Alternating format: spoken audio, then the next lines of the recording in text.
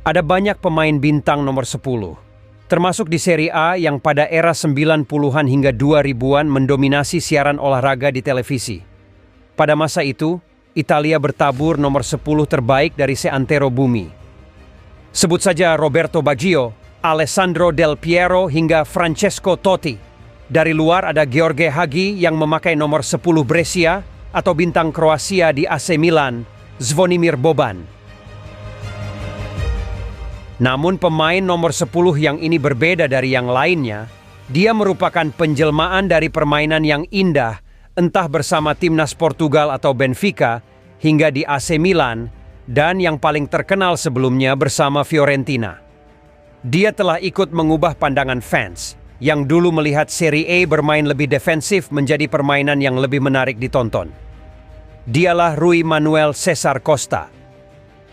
Playmaker asal Portugal itu melakukan hal-hal yang hanya bisa diimpikan sebagian besar pemain sepak bola, dengan lihai meluncur melewati para pemain bertahan, menyelesaikan peluang dengan penuh percaya diri, atau memberikan umpan tepat dengan kecepatan tinggi.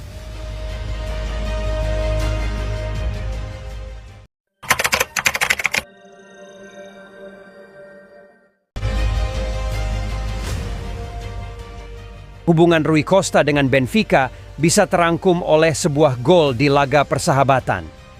Pada Agustus 96 ketika Fiorentina melawat ke Estadio da Luz untuk melawan Benfica. Rui Costa, pemain yang 2 musim sebelumnya pergi dari Benfica, mencetak sebuah gol setelah berhasil melewati mantan rekannya Helder Cristóvão dan Dimas Teixeira. Setelah mencetak gol itu, ia langsung menjauh dari gawang. Ternyata pria ini menangis. Ia bersedih karena mencetak gol ke gawang Benfica, klub yang sudah menjadi bagian dari hidupnya, bahkan sejak usianya masih sangat belia. Rui Costa sendiri adalah warga lokal Lisboa. Ia lahir di Amadora, sebuah daerah yang berjarak tempuh sekitar 1/4 jam dari pusat kota. Sejak kecil, ia memang seorang fans Benfica. Oleh karenanya, kepergiannya dari Estadio da Luz akan sangat ditangisinya. Sejak usia 5 tahun, ia sudah bergabung ke tim futsal bernama Damaya Ginásio Clube. Anak sekecil itu sudah mampu membuat Eusebio, sang legenda sepak bola Portugal dan Benfica terpukau. Sebab di usianya yang sekecil itu, Rui Costa memiliki skill di atas rata-rata anak-anak seumurannya. Tanpa basa-basi, akhirnya Rui Costa kecil langsung diangkut ke Akademi Benfica. Mimpinya menjadi bagian dari Benfica akhirnya langsung jadi kenyataan. Ia selalu masuk di semua kelompok umur Benfica. Kemudian, pada tahun 1990, setelah bertahun-tahun menaiki setiap jenjang pendidikan di Benfica, Rui Costa mendapat promosi ke tim senior. Namun, ia tak langsung mendapatkan tempat di skuad tim utama. Pada musim pertamanya menjadi pemain pro, Rui Costa dipinjamkan terlebih dahulu ke AD Vale. Kesempatannya di masa peminjaman dimanfaatkan betul oleh Rui Costa untuk menambah jam terbang.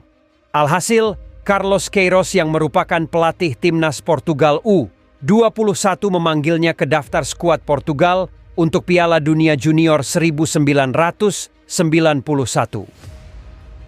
Bersama dengan Luis Figo, Rui Costa berhasil memenangkan ajang tersebut dengan mengalahkan Brasil lewat adu penalti. Bahkan di usia muda, permainannya telah menyihir banyak orang. Rui adalah ahli dalam seni mengarahkan bola, menutupinya dengan ahli kenang Carlos Queiroz. Penampilan apiknya bersama Carlos Queiroz itulah yang akhirnya membuat Benfica yakin untuk mulai memakai jasa penggemar beratnya itu. Rui Costa yang saat itu baru berusia 19 tahun, langsung menjadi salah satu pemain andalan Benfica di musim 1991-92. Selama kurang lebih 4 musim memperkuat Benfica bersama dengan rekan duet senegaranya, Joao Pinto. Rui Costa pun berhasil memberikan 1 trofi Primeira Liga dan 1 trofi Taça de Portugal, alias Piala Liga untuk Benfica. Namun sayang, pada tahun 1994 Benfica sedang mengalami krisis keuangan dan terpaksa harus melepas beberapa pemain pilarnya termasuk Rui Costa untuk mengatasi permasalahan keuangan tim. Barcelona dan Fiorentina muncul sebagai kandidat terdepan untuk mendapatkan pemain asal Portugal itu.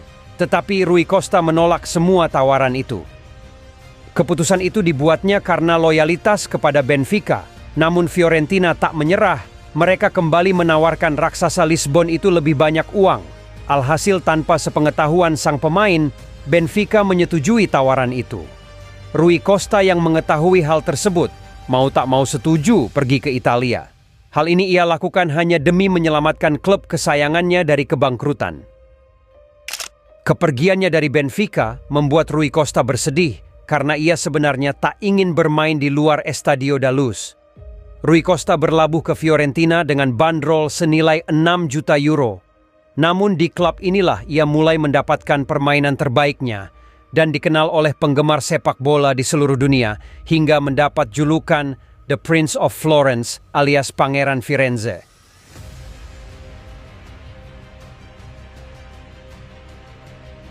Ketika itu Fiorentina dilatih oleh Claudio Ranieri, sedang membutuhkan seseorang yang dapat mengatur tempo, dan dalam diri Gabriel Batistuta, seorang penyerang yang sangat ingin mencari seorang rekan yang bisa membuatnya mengeluarkan semua naluri golnya. Rui Costa yang baru bergabung dengan senang hati melakukannya. Kehadirannya di tim menyuntikkan dinamika baru ke dalam permainan menyerang La Viola. Duetnya dengan Gabriel Omar Batistuta adalah hal ikonik yang akan selalu dikenang dari Fiorentina. Rui Costa adalah rahasia di balik keganasan Batistuta. Layaknya pada pemain nomor 10 di masa itu, Rui Costa adalah pengatur serangan dan penyuplai bola kelas jempolan. Didukung dengan insting mematikan Batistuta, keduanya menjelma menjadi mesin gol yang berbahaya. Meski begitu, gol-gol tidak langsung tercipta bagi sang maestro. Tetapi Rui Costa bukanlah tipe pemain seperti itu. Ia pernah berkata, menciptakan gol yang membuat saya merasa puas, bukan hanya mencetaknya. Namun, gol pertamanya untuk Fiorentina merupakan gol hebat yang terjadi setelah 7 pertandingan di musim 1994-95 melawan Padova melalui assist dari Batistuta. Pada akhir musim pertama Rui Costa di Fiorentina, Batigol telah mengantongi 26 gol dan capocannonier sebagai pencetak gol terbanyak Serie A, yang sebagian besar dibantu oleh playmaker asal Portugal tersebut, yang mengakhiri musim dengan 9 gol sendiri dan julukan Il Maestro di Pers Italia. Titik puncak karier pemain Portugal itu di Artemio Franchi terjadi ketika Fiorentina memenangkan Coppa Italia pada tahun 1996, trofi besar pertama mereka setelah lebih dari 20 tahun lamanya.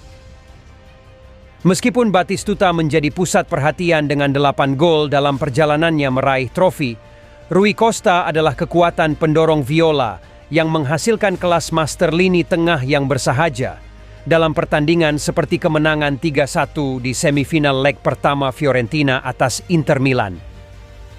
Namun duet maut tersebut akhirnya berakhir setelah Batistuta merapat ke AS Roma pada tahun 2000.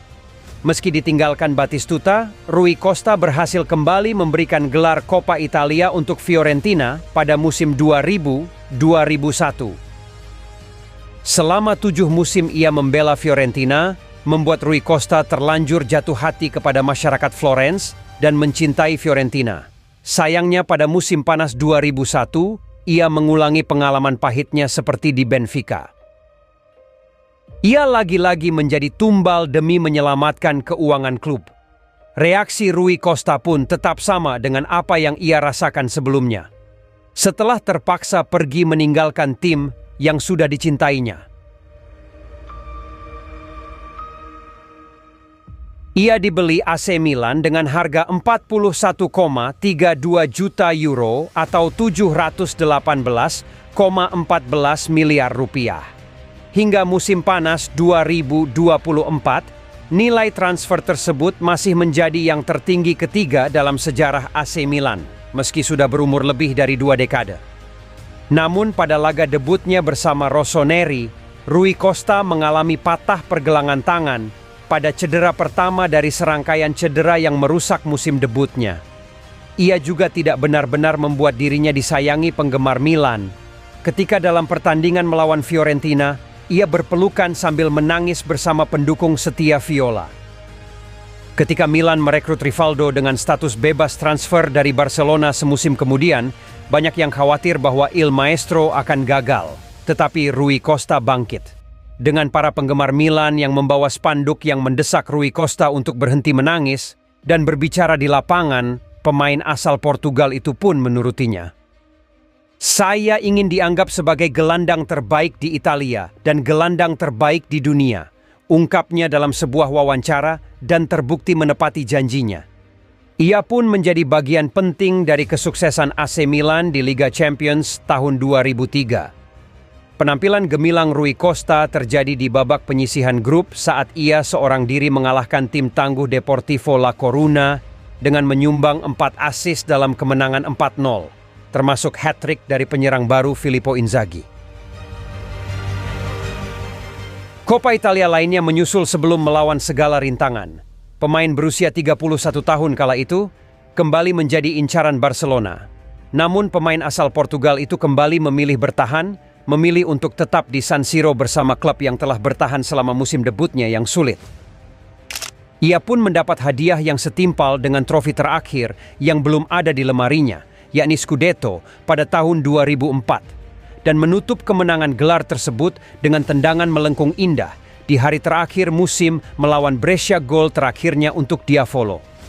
Akan tetapi semakin menanjaknya performa Ricardo Kakà di AC Milan di musim selanjutnya membuat Rui Costa tak lagi menjadi salah satu pemain andalan tim kala itu. Kakà yang saat itu masih berusia 22 tahun mampu menggantikan peran Rui Costa yang sudah sangat berpengalaman. Dan pada akhirnya ia memutuskan kembali ke klub lamanya Benfica pada tahun 2006.